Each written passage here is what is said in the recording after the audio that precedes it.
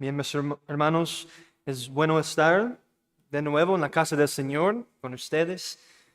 Y hoy, con la ayuda del Señor, vamos a entrar de nuevo en el libro de Filemón, la carta de Filemón.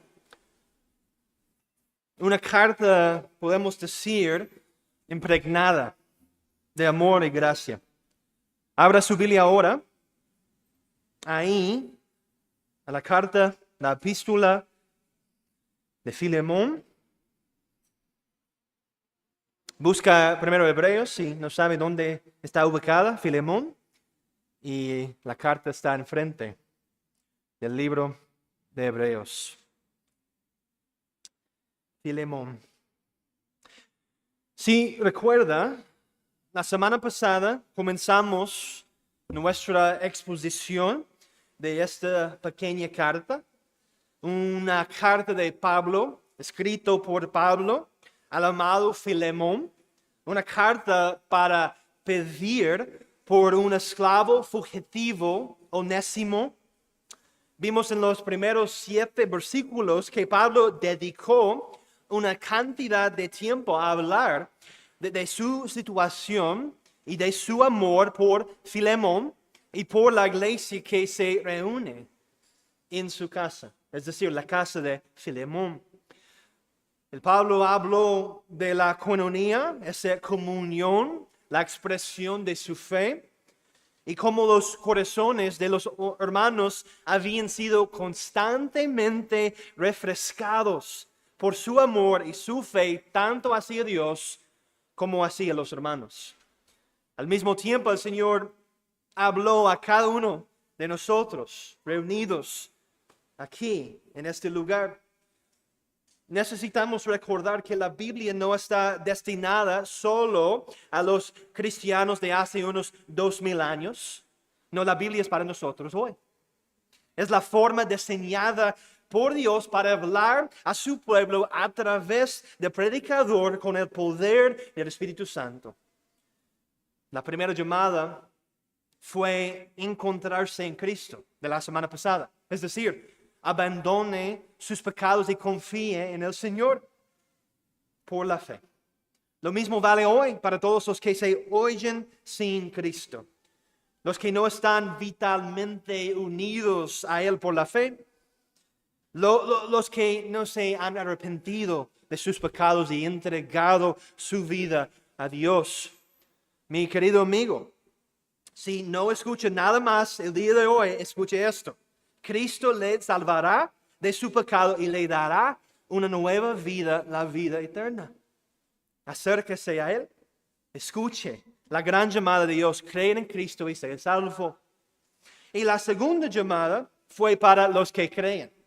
Era para entregarnos a un mayor amor por Dios y un amor por nuestros hermanos en Cristo. Es decir, a vivir en esa realidad de nuestra coinonía, nuestra comunión en la fe.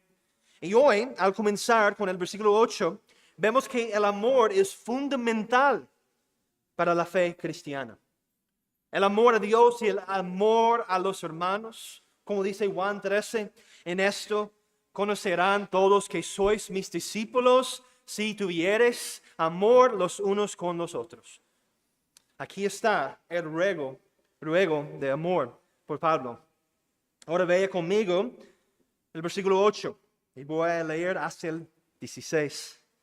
Dice así la palabra del Señor: por lo cual, aunque tengo mucha libertad en Cristo para mandarte lo que conviene, más bien te ruego por amor, siendo como soy Pablo, ya anciano, y ahora además prisionero de Jesucristo.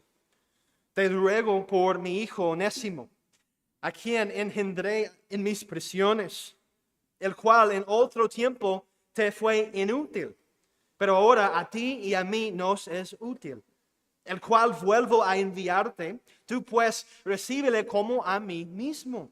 Yo quisiera retenerle conmigo para que en lugar tuyo me sirviese en mis prisiones por el evangelio, pero nada quise hacer sin tu consentimiento, para que tu favor no fuese como de necesidad, sino voluntario.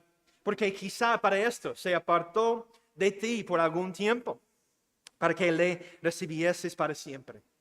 Ya no como esclavo, sino como más que esclavo, como hermano amado, mayormente para mí, pero cuanto más para ti, tanto en la carne como en el Señor. Esta es la palabra del Señor. Pablo aquí marca la transición de su carta aquí en el versículo 8, de la acción de gracias al cuerpo principal de la carta. Está señalada por la frase por lo cual. En esencia, Pablo está diciendo, Filemón, porque eres un querido amigo y compañero del Evangelio, porque tu ministerio ha demostrado la calidad de su fe y tu amor, y porque comprendes la comunión que compartimos por la fe, por eso apelo a ti en nombre de Onésimo. Como dijo otro pastor, nuestras relaciones mutuas en Cristo creen expectativas e imponen obligaciones que no pueden ignorarse y que a menudo van mucho más allá de lo que podría imponer cualquier ley. El amor es fundamental para la ética cristiana y hace de la ética cristiana algo abierto, incalculable. Como dice Gálatas 5, porque vosotros, hermanos, a libertad fuisteis llamados, solamente que no uséis la libertad como ocasión para la carne, sino servíos por amor los unos a los otros. Porque toda la ley en esta sola palabra se cumple. Amarás a tu prójimo como a ti mismo. Pero si os mordéis y os coméis unos a otros, mirad que también no os consumáis unos a otros. Hermanos, el amor es fundamental para el cristianismo. Sin amor no tenemos nada y somos nada. No tenemos a Cristo, no tenemos nada. Por eso Pablo comienza con el amor. Aquí vamos a tener 3 puntos clave el día de hoy.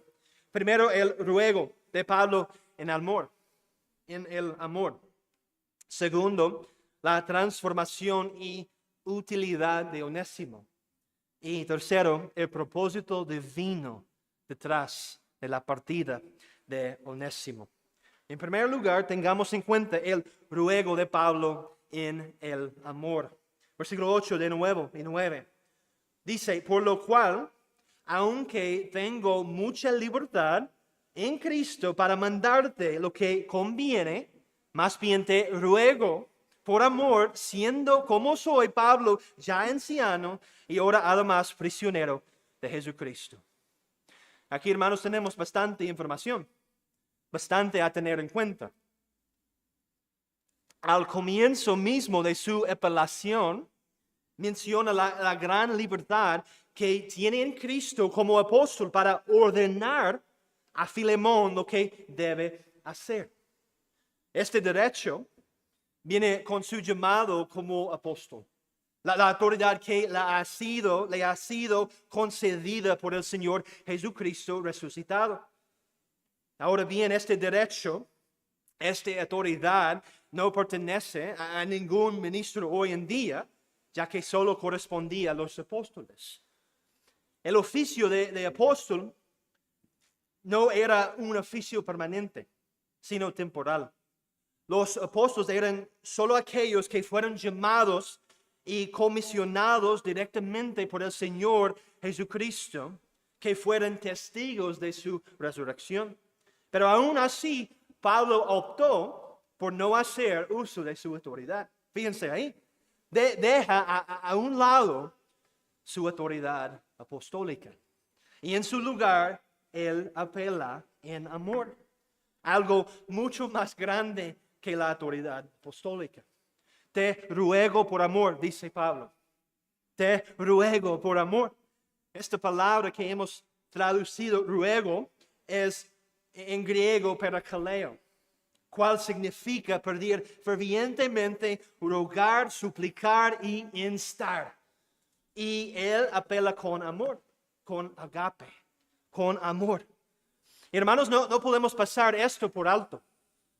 tantos en nuestros días, fuertes en sus apelaciones, en sus exhortaciones, pero no tienen amor. Y si no tenemos amor, no tenemos nada y somos nada.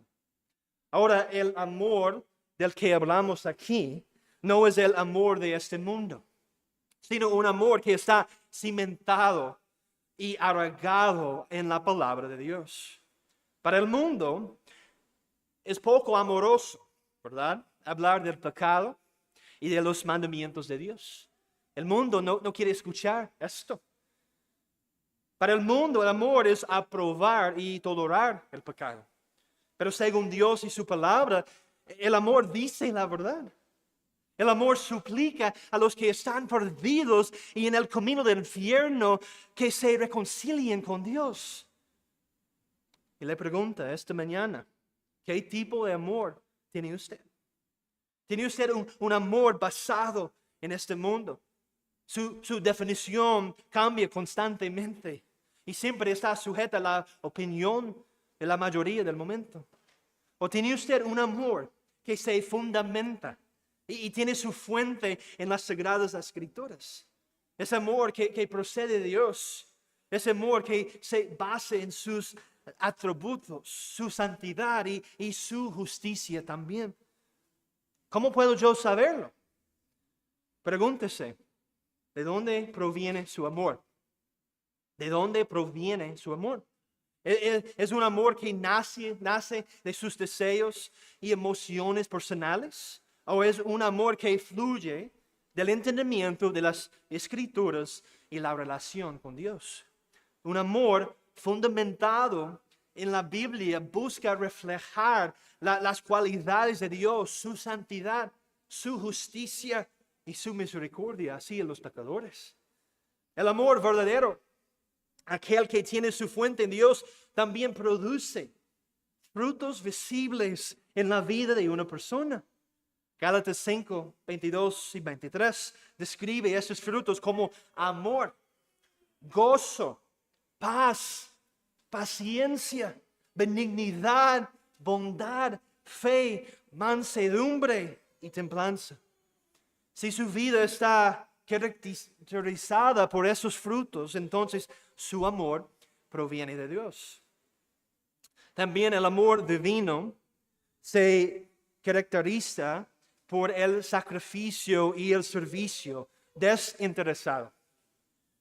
Jesús mismo dijo en Juan 15, 13, nadie tiene mayor amor que este, que uno ponga su vida por sus amigos.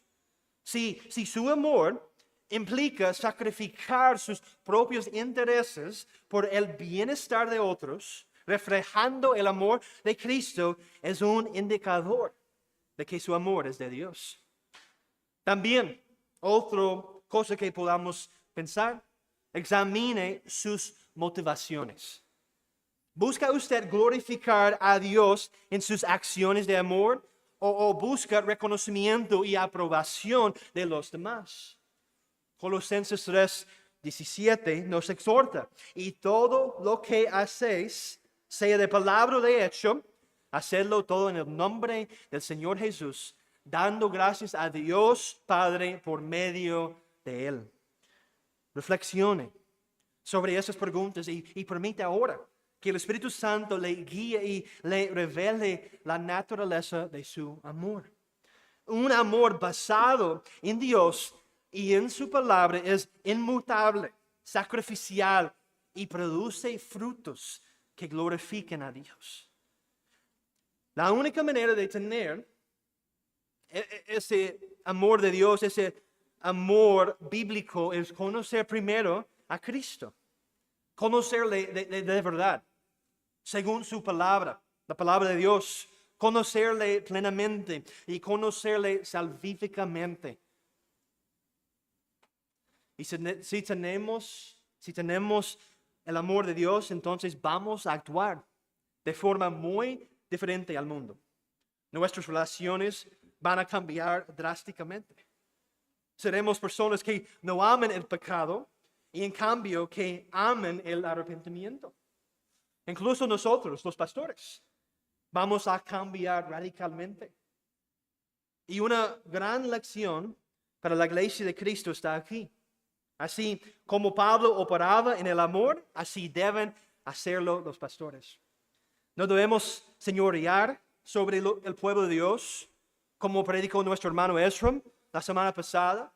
1 Pedro 5, apacentar la grey de Dios que está entre vosotros, cuidando de ella, no por fuerza, sino voluntariamente, no por ganancia deshonesta, sino con ánimo pronto. No como teniendo señorío sobre los que están a vuestro cuidado, sino siendo ejemplos de la grey. Nosotros, pastores, debemos ser encantadores en nuestra manera de ser. Que el amor de Cristo fluye de nosotros. Es la diferencia entre hacer esto porque yo soy su pastor y tengo autoridad para decirle que lo haga, versus le ruego, mi hermano, con el amor de Cristo, que considere lo que dice la palabra de Dios aquí. El hecho de que podamos hacer algo no siempre significa que debamos hacerlo. Esto es para pastores, para cristianos, para todos. Y no se trata solo de conseguir que la gente haga lo que queremos, sino de ver su corazón cambiado según la gracia de Dios para que abracen de buen grado lo que hay que hacer. No se trata solo de la obediencia externa, sino también de la interna. Piensen por un momento en nuestros hijos. Queremos que obedezcan de corazón y no solo por conformidad exterior, ¿verdad? Permítanme darles otro ejemplo. Un ejemplo que estamos pasando ahora allá en la iglesia en Virginia. Piense conmigo en nuestra posible venida a Costa Rica. Teníamos toda la autoridad pastoral del mundo para decir a los miembros en la iglesia bautista Emmanuel que Dios me llamaba a venir y eso era al fin y al cabo. Pero sin embargo, buscamos al Señor. Trabajamos diligente y incansablemente para hablar con nuestra gente con amor, para aconsejarles con la palabra de Dios, para pastorearles con amor hasta esta decisión. Y el Señor lo ha bendecido. Sí, nos llevó más tiempo, tuvimos que ser pacientes, pero valió la pena. Y esto es lo que Pablo modela tan bellamente aquí para nosotros. Ve aquí, ahí, versículo 9 de nuevo. Más bien te ruego por amor. Pablo, ya el viejito, ordena lo que conviene, lo que es correcto según la palabra de Dios. Pablo, el mayor, dice la palabra en griego, anciano, de la misma raíz que anciano, apelando no solo a su edad, sino al cargo que Cristo le había conferido. Como dice Charles Spurgeon, él dice en efecto, soy apóstol y su padre espiritual, de modo que podría haberle hablado con autoridad y haberle dicho, es su deber hacer esto, pero no voy a hacer nada semejante. Voy a rogarte y suplicártelo como una bondad y un favor. Rende un cariñoso tributo a mi vejez. Y además soy un prisionero encerrado en el calabozo por amor a Cristo.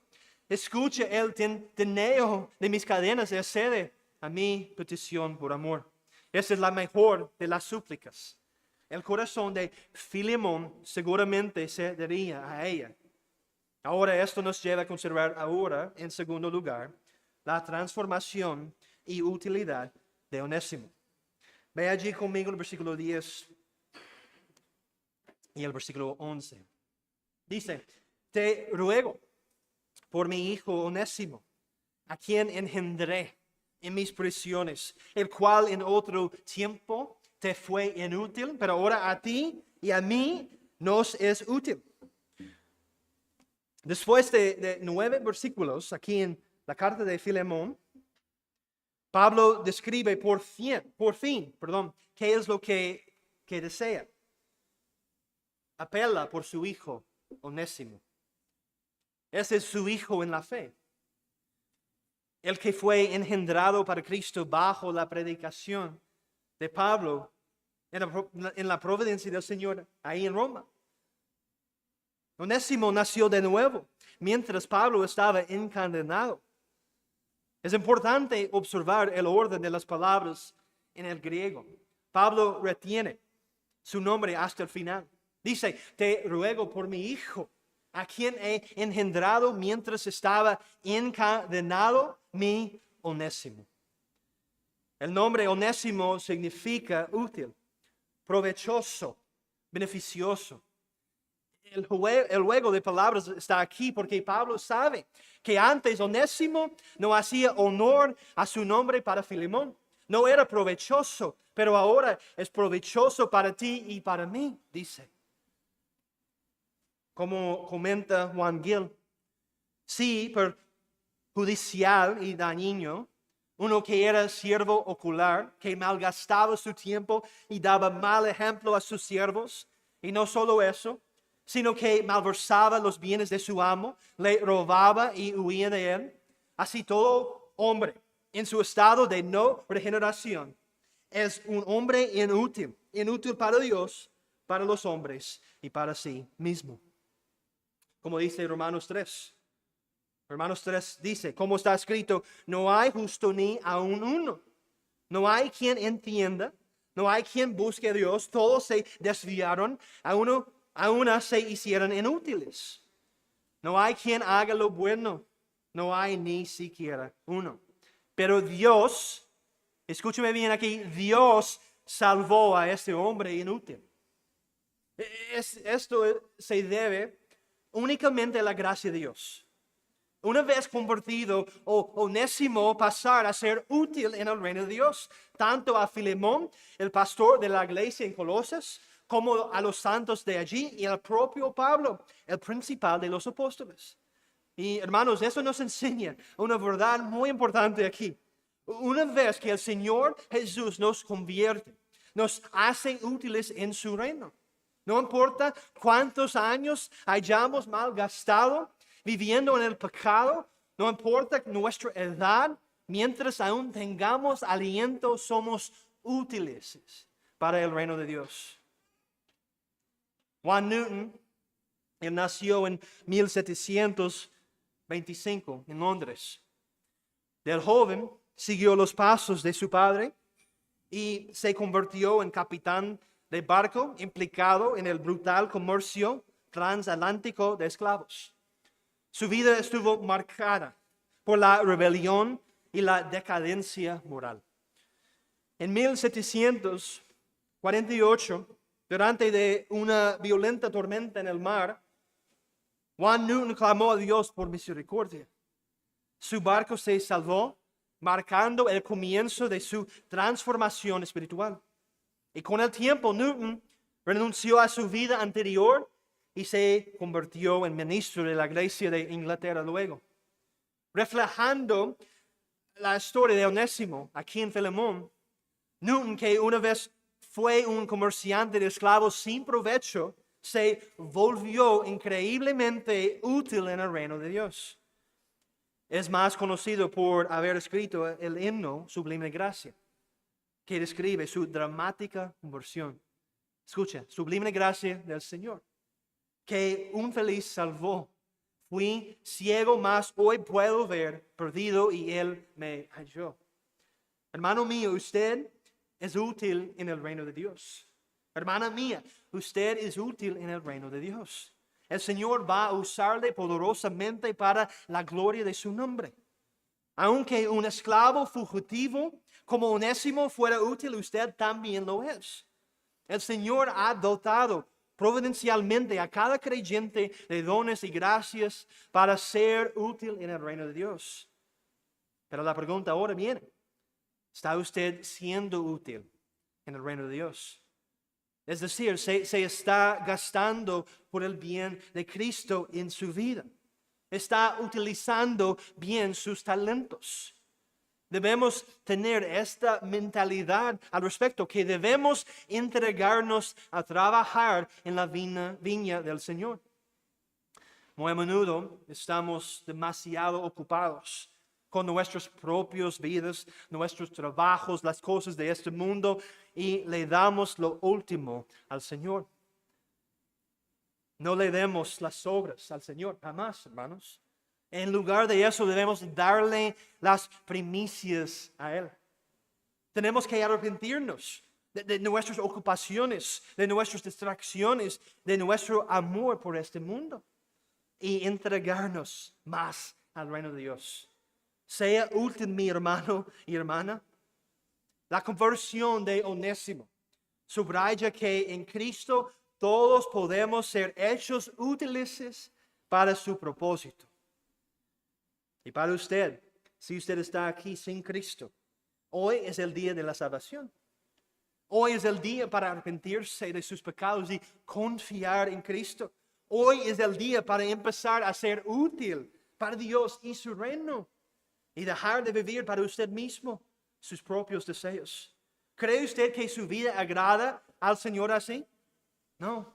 Solo a través de Cristo puede usted agradar al Señor. Viva para Él. Pablo sigue ahora en el versículo 12. Diciendo, el cual vuelvo al enviarte. Tú pues recíbele como a mí mismo.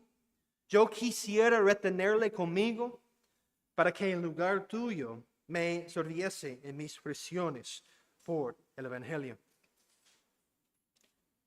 Y aquí, hermanos, el meollo de la súplica, el centro de la súplica, podemos decir. Recíbelo, Filemón. Reconcíliate con él. Perdónalo. Permítele vivir fielmente su arrepentimiento y su amor. Un otro pastor comenta para nosotros: un esclavo, un criminal, volviendo deliberadamente al amo al que había robado y del que había huido, sin saber qué clase de recepción tendría, pero en el mejor de los casos volviendo al yugo del esclavo, nada podría demostrar mejor la realidad de su conversión que ese. Pablo está instando a Filemón a perdonar en el amor del Evangelio. ¿Cuántas veces debo perdonar a mi hermano, Señor? ¿Hasta 7? Jesús le dijo, no te digo hasta 7, sino aún hasta 70 veces 7. Así como Cristo nos ha perdonado, también nosotros debemos perdonar. Efesios 4. Antes sed benignos unos con otros, misericordiosos, perdonándoos unos a otros como Dios también os perdonó a vosotros en Cristo. El cristiano es aquel que sabe por experiencia lo que significa ser perdonado y también perdonar a los demás. Un cristiano no puede guardar rencor, ni tener rencor en su corazón hacia las personas, incluso hacia los no creyentes. Hermano mío, ¿hay alguien en su propia vida a quien no haya perdonado? ¿A quien le ha negado el perdón? ¿Hay alguien a quien tenga que ir a suplicar perdón en su vida? Esto es lo que significa vivir en la realidad del amor del Evangelio. Y Pablo no solo quería que Filemón le perdonara, sino también que le enviara de vuelta con Pablo. Imagínense, un esclavo de Filemón. Y Pablo estaba preguntando a Filemón para esas cosas. Pero el versículo 14 nos dice, pero nada quise hacer sin tu consentimiento, para que tu favor no fuese como de necesidad, sino voluntario. Debe ser el libre albedrío de Filemón hacer tal cosa. Pablo no va a romper su voluntad, solo va a permitir que el Espíritu Santo lo haga. No se va a aprovechar de Filemón ni va a abusar de su gracia. Gálatas 5:13. Porque vosotros, hermanos, a libertad fuisteis llamados, solamente que no uséis la libertad como ocasión para la carne, sino servíos por amor los unos a los otros. ¿Qué lección más grande para nosotros? Y por último, el tercer aspecto del apelo de Pablo viene a nosotros en el versículo 15, donde dice, porque quizá para esto se apartó de ti por algún tiempo, para que le recibieses para siempre, no ya como esclavo, sino como más que esclavo, como hermano amado, mayormente para mí, pero cuanto más para ti, tanto en la carne como en el Señor. La providencia suprema de Dios. Dios utiliza incluso la maldad de los hombres para lograr el bien eterno para su pueblo. Y esto es lo que Pablo llama a considerar a Filemón. Como incluso la fuga de Onésimo fue decretada antes de la fundación del mundo para su bien eterno, Filemón, el bien eterno de él y el bien eterno de la iglesia de Cristo. Solo nosotros necesitamos pensar en Adán y Eva. Ahora Dios ha subsanado su pecado trayendo a Cristo al mundo. Piensen conmigo en José y sus hermanos. Génesis 50:20. Vosotros pensasteis mal contra mí, mas Dios lo encaminó a bien para hacer lo que vemos hoy, para mantener en vida a mucho pueblo. Y otro pastor nos recuerda aquí. Sin embargo, el hecho permanece, escrito en grande en la página de la historia, que Dios hace que todas las cosas sirvan a sus fines. El mayor crimen que se le imputa al hombre se ha convertido en la mayor bendición para la humanidad. La cruz del Calvario es a la vez nuestra perdición y nuestra esperanza. De esa oscuridad ha surgido la luz universal. De aquella esclavitud ha surgido la gloriosa libertad. De aquella muerte ha surgido la vida eterna. No sería más que una vana especulación preguntar qué habría sucedido si esos males no se hubieran perpetrado. Dos hechos están fuera de toda especulación y más allá de toda duda, a saber que el pecado es inexcusable y será juzgado, y que Dios, además de gobernar sobre todo, lo domina todo. El Señor usó y va a seguir usando esto. Y ahora Filemón tendrá a Onésimo de vuelta eternamente. Fíjense en las palabras de Pablo. No solamente por un tiempo, pero para la eternidad. Ya no un esclavo, sino por encima de un esclavo, un hermano amado en la fe. Y debemos comprender esto. El libro de Filemón no trata de la esclavitud. Pablo pasa de ella, no se ocupa de ella y por lo tanto tampoco nosotros aquí. Pablo estaba más atento a ver los frutos del evangelio en las vidas de Filemón y Onésimo. La lección es clara. La providencia de Dios está diseñada para conducir a los pecadores al arrepentimiento. La providencia de Dios está diseñada para conducir a los pecadores al arrepentimiento. ¿Ha hallado usted hoy el arrepentimiento? Y cristiano, ¿ha algo de lo que necesita arrepentirse en su vida? Para nosotros como creyentes, no necesitamos temer la palabra arrepentimiento. Es la palabra más bella para nosotros, porque sabemos por el arrepentimiento de nuestros pecados y la fe en Cristo que somos salvos. La providencia suprema de Dios decretó incluso que todos nosotros escucháramos este día, este mensaje del Señor. ¿Cómo va a responder usted a la palabra que ha escuchado? ¿Cómo va a responder? De nuevo, si no tenemos amor, no tenemos nada. Y realmente no somos nada. ¿Cuál es la medida de su amor? Si usted ama a Dios con todo su corazón, su alma, su mente, sus fuerzas, y ama a su prójimo como a sí mismo. Voy a preguntarle así.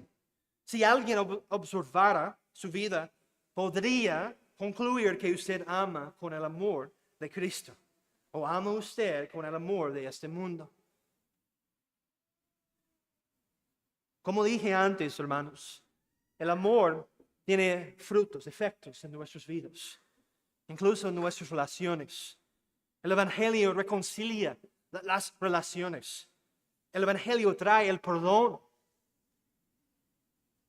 Eso es el espíritu del Evangelio. Hermano mío, vive fielmente este amor del Evangelio con la ayuda del Altísimo. Todos los días de su vida. Busca a vivir fielmente ese amor que proviene de Dios y su palabra. Que seamos una iglesia que ama. Que el mundo conozca nuestro amor. Y que esta ciudad Liberia vea nuestro amor aquí. Y que muchos pecadores sean reclamados por el amor de Cristo el día de hoy. Para concluir, hermanos, 2 de Corintios 5:14. Porque el amor de Cristo nos constriñe, pensando esto, que si uno murió por todos, luego todos murieron. Y por todos murió, para que los que viven ya no vivan para sí, sino para aquel que murió y resucitó por ellos. Vamos a orar.